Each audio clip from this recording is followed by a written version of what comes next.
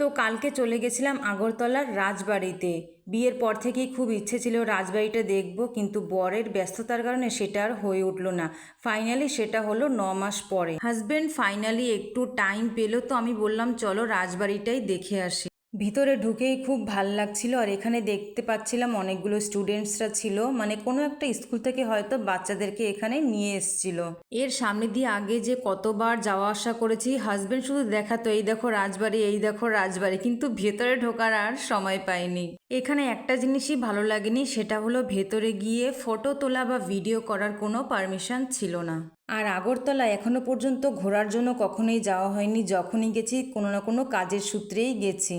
তাই পুরো ত্রিপুরা রাজ্যটা আমার এখনও ঘুরে দেখা হয়নি। তারপরে সামনেই ছিল ছোট্ট একটা গার্ডেন, সেখানে কিছু ফটোশ্যুট করে সেখান থেকে আমরা বেরিয়ে এসেছি। তো আজকের ভিডিওটা এখানেই শেষ করছি। দেখা হবে আর একটা নতুন ভিডিওর সঙ্গে। টাটা।